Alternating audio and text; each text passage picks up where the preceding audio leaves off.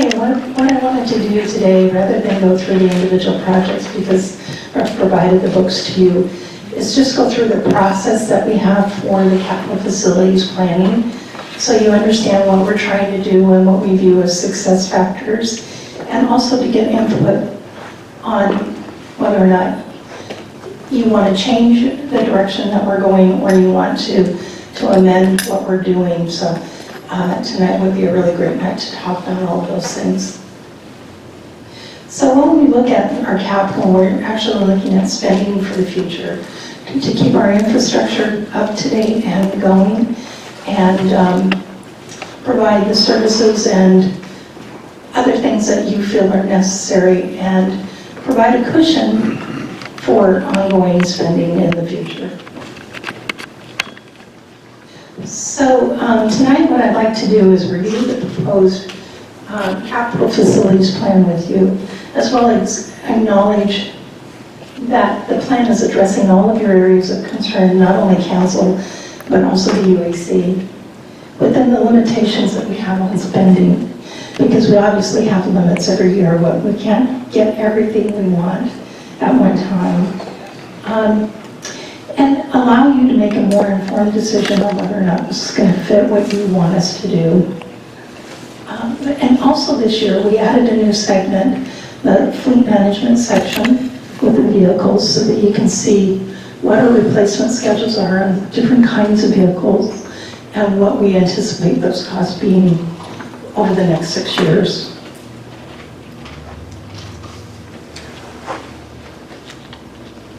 So when we started the planning process formally, it's an ongoing thing, but when we started it formally, we wanted to make sure that we followed the direction that we got from council a couple years ago, which was try and build the equivalent of 1 year's depreciation in reserve, or in the capital fund, so that we wouldn't be impacted by negative economic factors.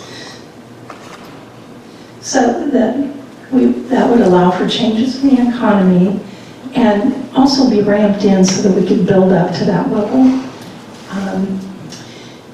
But you also give us the freedom that if we had other concerns that you know, like cases of emergencies and those kinds of things, that we could use some of those funds.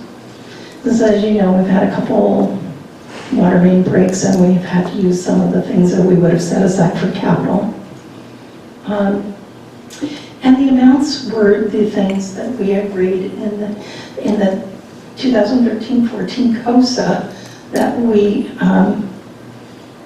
that set the rates. So we want to stay within what was approved by council for spending going forward. We also wanted to identify any areas of concern that we may not have considered that may be on your plate but not included in the plan. And we wanted to get input from everybody. So public, UAC, and council. So all year long, we're going through the capital process. Every time someone brings a contract forward to you, we tie that to the capital plan, as well as the budget that's been set forth. If we need to, we ask for budget amendments, and we amend as we go if things change up and down. So it's not just a one-way increase in spending. We also decrease spending based on contracts and bids that come in. But it is really a live document. So today is the May 17th document. We're going to discuss or answer any questions that you have on the plan. We'll have our first meeting, public hearing, on June 7th, and the second hearing on June 21st. And we have to have the transportation plan adopted no later than July 31st, because if we don't file that with the state, then we're not eligible for some grants and other things. The capital facility plan, we try and keep it as close to the COSA as possible, and go back and review that frequently. But emergencies and other spending requirements could come into play. if an emergency comes up, what we generally do is delay some of their spending. So, just so that you know, we don't just keep piling it on top, because we are still trying to build up the full depreciation value within in the fund, so that we have that level of comfort for ongoing things, ongoing investment or reinvestment. So basically, this is just a graphic of what I've just said. You know, that we want to make sure that we have capital, transportation, and capital plans approved before July 31st, so that we can do the filing with the state. Now, what we think of as success factors is that we actually are able to build up to the reserve levels that you directed us previously, and that we have funding available for all the projects, and that we don't affect rates adversely, meaning that we don't increase them more than what you've already said you wanted to do, that we meet all the filings with the state of Washington for not only transportation, but street reporting and other things. And that we use the reserves properly, as you direct us. So if you're saying you want to spend $1 million on transportation, that's what we're spending $1 million on. And that we are replacing and rebuilding so that we don't have major fails in our infrastructure.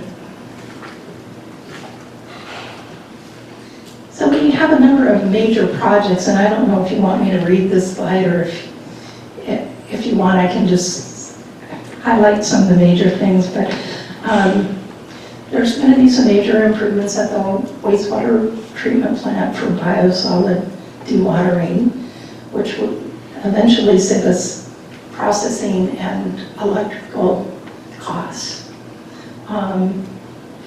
But it's $1.2 million coming up in 2017. Yeah. Tess, if I can jump in here to say a couple things on some of these projects. Sure. So, as you're aware, for stormwater and street projects, we are heavily dependent on grants from the state. Pretty much most of our street projects, if we don't get a grant, we're not doing the project. But the grants that we received from the Department of Ecology through micro funds, as you're probably aware, the budget and the revenue to the state from projects reduced dramatically. So the Department of Ecology has gone through their list of projects and placed a hold on quite a number of the projects that the city was planning on. And what we've been notified of is a decant facility that we're planning on. The grants have been put on hold. What does that mean? Maybe later this year, if funding comes available, they provide us with a grant, but there's no guarantee, so we really can't move forward. So a couple of these, the decant facility at the transfer station is on hold, along with the 16th Street between C and L Street. It was an LID project that was also put on hold by Department of Ecology due to lack of funds. And Craig, can you explain what LID means, because it means different things to different people? Yeah, low impact development. I think so we've approved some of the LID alleys where the water permeates through the pavement. One other correction I'd like to make, and it was an error on the information we provided to finance, but the 10th Street, it says 10th Street sidewalk. It's actually 10th Street reconstruction of the sidewalk between N and M Street. The sheets that we provided to finance were a bit confusing. It wasn't too clear. So that is a road reconstruction with sidewalk and drainage there. I don't know if you've driven down 10th Street, but it is in horrible shape. It's really bad. And then the biosolids, that's being discussed at the UAC. For the UAC members, they asked some additional questions on it, whether we can, stay with the belt press for more years, or so we're providing that feedback to the UAC at the next meeting. I will say that also in the decant facility, the amount shown here in 2017 was just the design amount. The engineering staff had pushed that from 16 to 17, And the major construction component was in 18 now, as opposed to 17. So Craig and I will get that figured out before we go to the first reading on what we'll be showing in the plan. But we can highlight that for you and if we do make a change. So the only thing that Craig didn't address was the $1,085,000 that we have, which is 11 projects in the information technologies. This is per the plan that was approved last year, towards the end of last year. We had a group of consultants come in and they recommended a course of action to get everything up to speed. And this is 11 separate projects that will be tackled in 2017. Does anybody have any questions on? No, but I guess I'm just saying, I'm glad to see that I'm just glad to see that we're doing a lot of infrastructure. We're addressing a lot of the infrastructure, though I wish there was some more fun projects for the public. Yeah. So I'm hoping the IT stuff, because I know that a lot of that, the transparency and information is really good, so maybe second. Yeah, the one nice thing too is that with our new open budget, you'll be able to see basically what's in these books online after it's approved, so that you can go back and refresh your memory on what's happening as well. So that's a really nice feature of that product that we just rolled out. So there's a number of different resources we use, and as Craig mentioned, for street projects that we really are dependent on grants for funding. We use REIT funding and when that's available, but we're using the REIT funding mostly for matches as opposed to actual paying for an entire project. So if we don't get the SDP and the TIB grants from the Department of Transportation, we wouldn't be going forward on most of these projects. Usually the utilities pay for their own projects within their rate structures. Occasionally they will have special surcharge or like the CSO fee or the solid waste transfer station fees. They're part of the rates, but we do set those aside specifically for addressing debt payment going forward. And when we get to where the expenditure breakout is, you'll see how much of what we're spending on an ongoing basis is related to debt.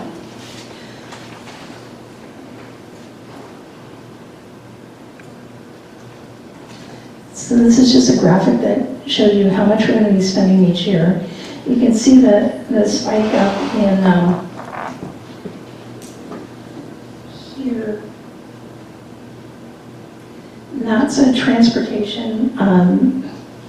We kind of have a spike in 2018 on transportation spending. So, but it's one of those projects that are necessary to continue moving forward. We are setting money aside, and you can see that in the cash flow within your handout and also the packet for some of the spending that we anticipate going forward. This is just a graphic of where the revenues are coming from, and the very bottom green, this is CSO fee that's paying for debt, basically. It's not paying for any new projects. This is just paying for the debt on what we have for the CSO project. And then I did a breakout to show you where the general fund or your general governmental money is going and what type of projects. So some of it's going for information technologies, transportation, equipment services, and just like parks and facilities and those, that's where all of your general fund money is going for. And we have some real limits on how much is available on a year-to-year basis, so we really are trying to keep within a cap in that area so that we're not adversely affecting what services we can also offer in the general fund. And that's one area where we didn't have a COSA, so what we did is we took a 5-year average and used that as our investment guideline going forward. So does anybody have any questions or comments, or I'm sure the gentleman on the dais would be happy to answer specific questions on projects or... If I can add some additional comment on the street. So there are several areas that the state will provide additional grant funding. One is for non-motorized transportation, so sidewalks, bike routes. There are grants out there to do those kind of facility upgrades. The other is arterial roads. You can go after grants and for arterial roads in the city. Unfortunately, our infrastructure, our street infrastructure, only 25% of our streets are considered arterial. So the other 75% are residential, and the state will not provide funding for residential streets. They will also not provide funding for grants, for alleys, unless it's some kind of environmental. We have done some LID, but those, as we talked about, maybe 1 or 2 blocks, it doesn't solve the alley problem. So grants gets us a little forward, but 75% of our streets and 100% of our alleys are not eligible for state grant funding. Craig, with the wastewater biosolids dewatering project at the wastewater treatment plant is clarified as it is dependent upon the receiver grants, is that correct? No, that's funded through utilities rates. It's part of the CFP. It's been factored into the COSA. And it's the background on it is we have a belt press that was installed in about 93 when the project where the expansion was done to the wastewater plant. So we're looking to replace that with a screw press instead of a belt press. We brought it to the UAC. Actually, we brought the design contract to the UAC. I believe it was last week. There were some questions. They wanted us to do a little more research and get a few more facts on the belt press and the screw press. So we're doing that research right now. We'll bring that back to the UAC next month. Thank you. Craig, I've got a question. You said that we don't, unless it's an arterial, designated an arterial by the state, that we're not grant eligible.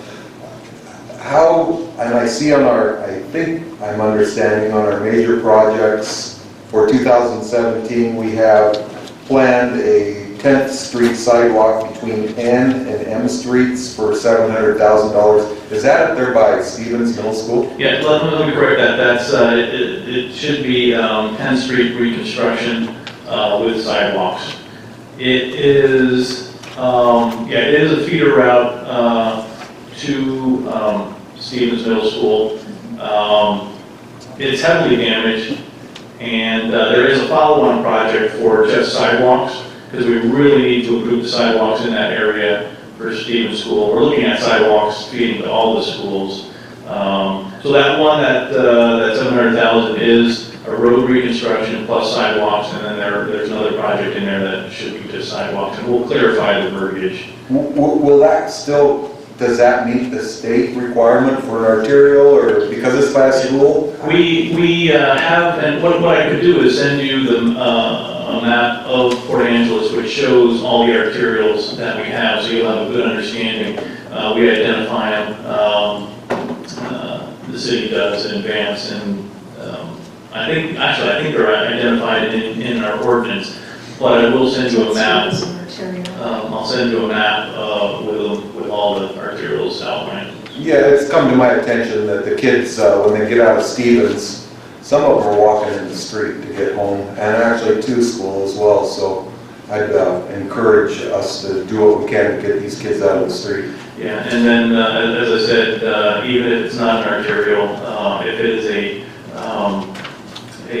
safe route to work, a or safe route to schools, safe route to schools, those don't need to be arterials, but can be grant funded. Great, thank you. That's one of the main thoroughfares that feeds Hamilton also. Hamilton is actually the closest school to 10. Yeah. And there are very few sidewalks over in that area. Yeah, I drive that particular stretch and there's only a very small, maybe a quarter block of sidewalk that's put in front of one person's house, and then a half a block maybe on the other side between 2 or 3 places. And the students are walking in the street every day. I appreciate this plan, and I have not taken a look at the big overall plan, but I promise you I will. One of the things that strikes me is looking at some of our major projects, and I guess I always go back to, how do we know we got there? Once we, what are we trying to attempt, and how do we know we got there? So with this capital facilities plan, obviously we're trying to improve some of our roads.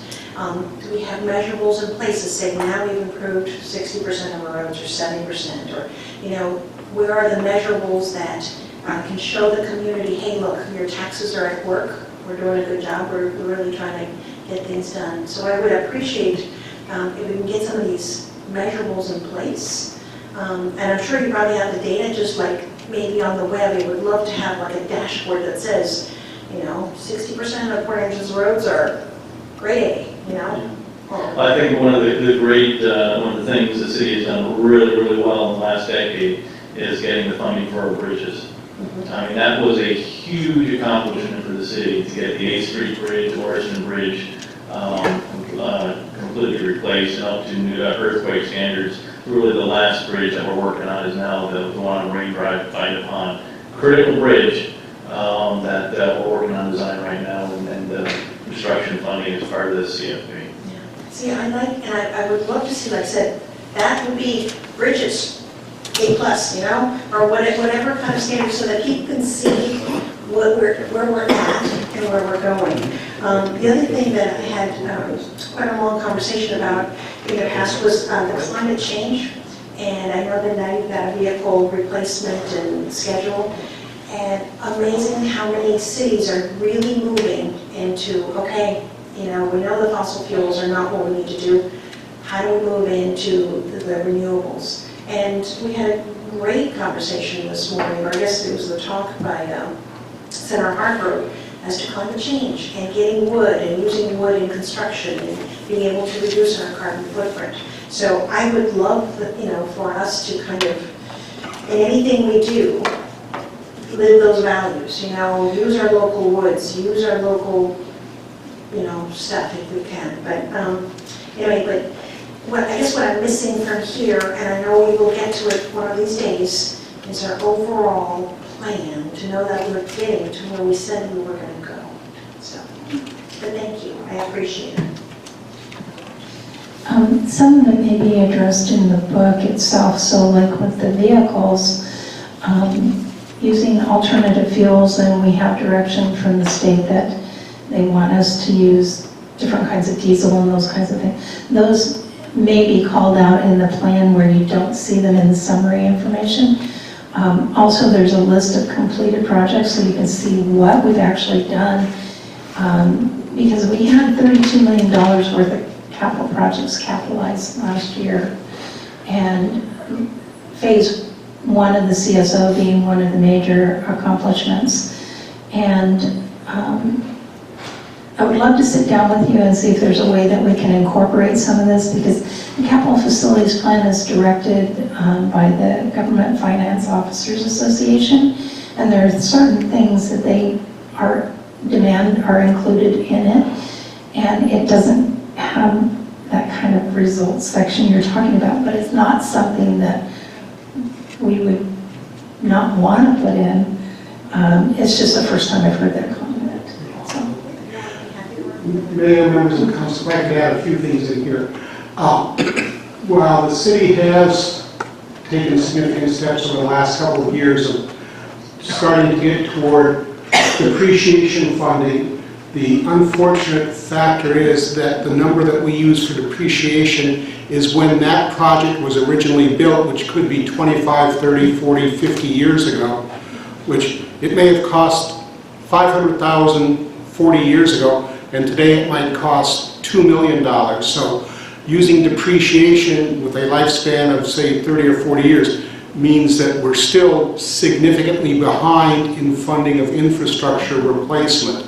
So we can't just keep sight of, yes, we're doing a good job of depreciation. That's sort of like the absolute minimum we need to be setting aside to make sure that the infrastructure continues to be able to serve the citizens. The second part, which Councilmember Brooke talked about, really is part of what needs to go into the next step of our strategic planning process, where we tie performance measures throughout the city so we can then report on them on a periodic basis using a platform similar to what we've shown Council with Socrata. We can put our performance measures, so how did we do on this type of activity? How many people are we serving? How much water are we delivering on a daily basis? Those kinds of things, as well as some qualitative measures that come from citizen satisfaction surveys. How well do you think we are doing? And citizens can rate those, which is a common practice in many cities around this state. So that's what comes out of one of the major outcomes of the next phase of the strategic planning process, which I know we're trying to get to at some point this year. Yes, we are. What would it take for us to make sure that we do more than just depreciation? You're right, we have to replace the bridge that was, 200,000, to me it's 2 million. Well, We're gonna get there. the largest single shortfall area, and the Public Works and Utilities Director will stand up and concur with this, is in our streets.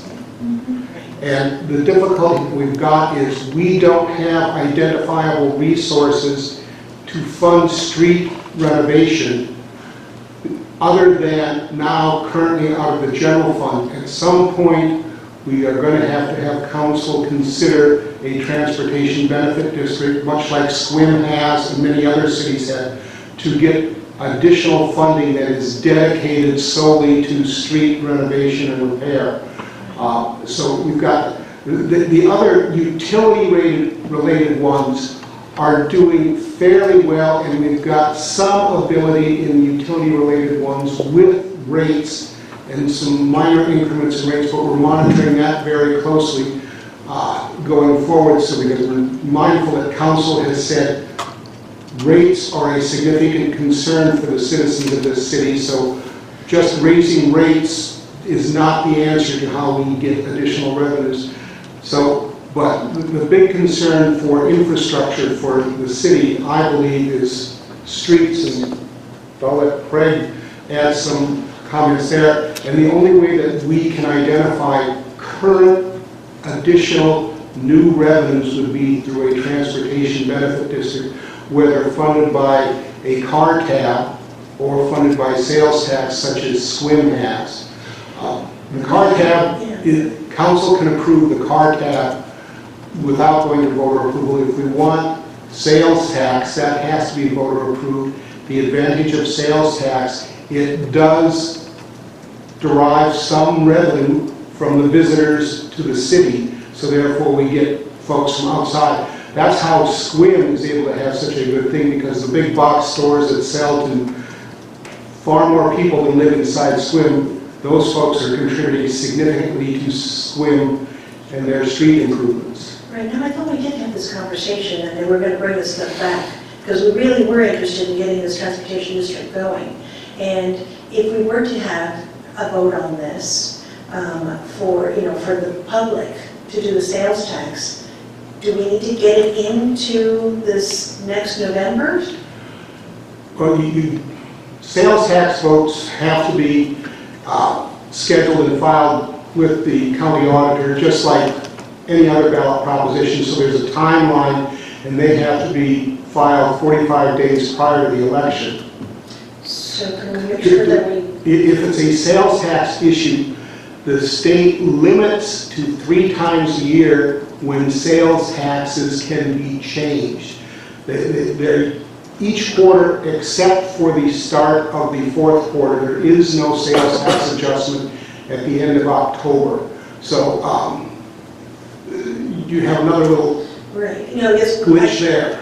No problem there. I guess what I'd like to make sure is that, I know we had discussed this transportation district, and so I would love that conversation to make sure that it happens in a timeline so that if we all decide that this is the way we want to go, that we can take advantage of the November election to put it on there for the ballot for the people to vote for the sales tax. And so I don't know how much you have to back it up to make sure that we have the discussion and then, you know, it all goes through. But I know we've discussed this a couple of times, and the streets are an issue. We all know that it's a major issue, so, and I would love to make sure that we have this conversation again, because we left it, I can't, you know, I know we had a discussion, I'm not exactly sure where we left it, but we all said, yeah, we need to do this, and so, unless someone can remind me what happened. Well, I can tell you what happened. We did plan on bringing it back to the council shortly after the first year. If you can recall, a lot of things happened shortly after the first year. And as many things happened, they got pushed out. Okay. And I think one of the things that's extremely important is that we do have a good conversation with the council on that.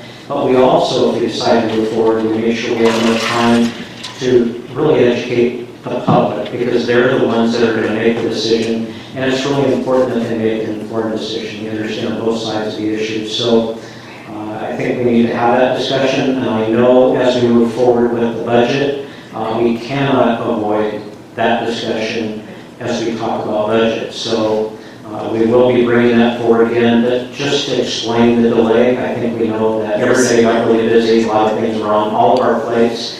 And we're putting out different fires maybe. I just don't want us to miss the time when we need to put it in through, so to make sure that we get the input. I know it's November, but time-wise, so. Right. Well, it definitely will be part of the budget discussion. Thank you. Question regarding what's happening this year. Just a moment, if I could, Craig. The Complete Streets grant funding, there was some funds available to look at some preliminary designs and conceptual. Were you talking about Race Street? Yes. Yeah, Race Street, How's that coming along? we got flat grants to work out designs. I believe it was $200,000 or so. Again, that was tied to our arterial, and then not only tied to our arterial, but tied to federal property access. So Race Street is the only place, actually, I think Agesson would be another location because of Coast Guard, but Race Street would probably, in our opinion, Race Street would pay the biggest dividends. So that's where we're looking to do that complete street. Again, design is funded, construction, we would have to go in for additional grant funding because it will be expensive to do that. That would be great if we can get that, especially this hook entrance, all that redesigned, because that's a mess. Are there any other questions before we wrap this? Yes.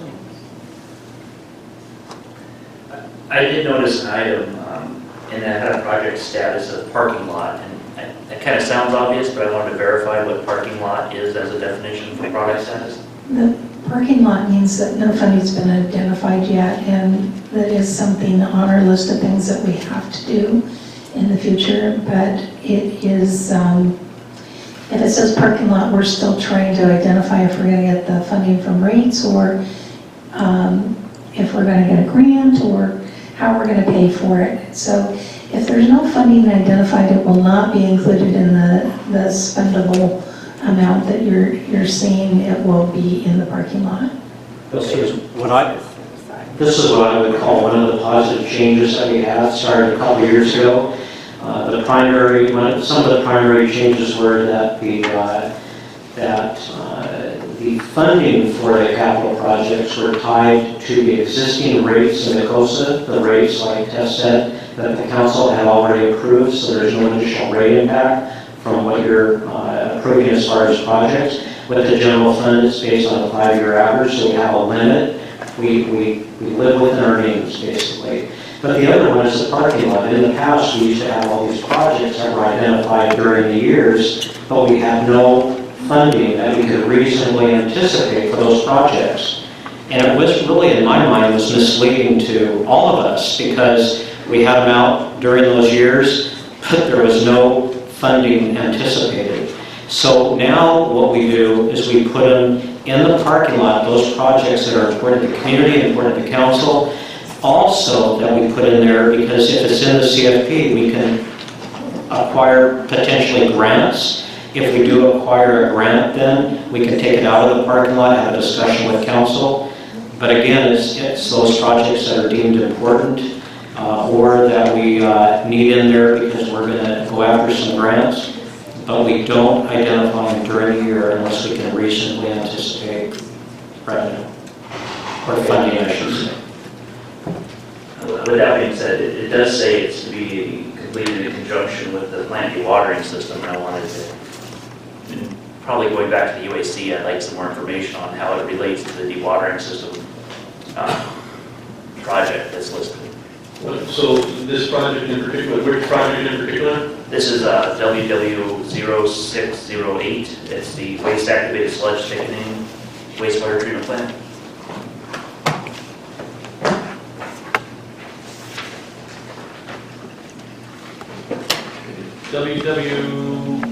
It's page 134 of the large package.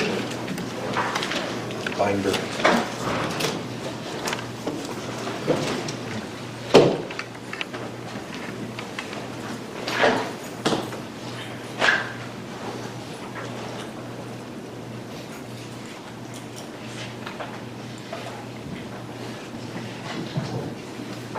Right, yeah, we don't have the funding for that at the moment, so you want more information on this project? Yeah, it says to be completed in conjunction. I'm curious, is it necessary for the biosolids dewatering project, or is this just independent and would happen to be done at the same time? We had, a couple years ago, just a massive project to upgrade the wastewater treatment plant. That was never going to happen, so we asked our designers to break it into smaller and smaller chunks that we can take a bite out of. So let me confirm that. It might be just some verbiage that was kept in there, but not necessarily. We no longer have to keep it tied together. One of the things that did happen this last year is that a lot of those wastewater projects were combined and separated and moved around quite a bit. And because of the funding availability and the requirements, but it didn't guarantee that the verbiage changed, so I would guess that it's just a verbiage change that needs to happen on this particular project. Yeah, we'll go through and check the verbiage, and because again, in that 10th Street project, the projects were changed a little bit, but the verbiage describes it as a sidewalk project when you read it, but it's actually reconstruction of sidewalk, so we'll go back and update that. All right, thank you. Any other questions? Okay,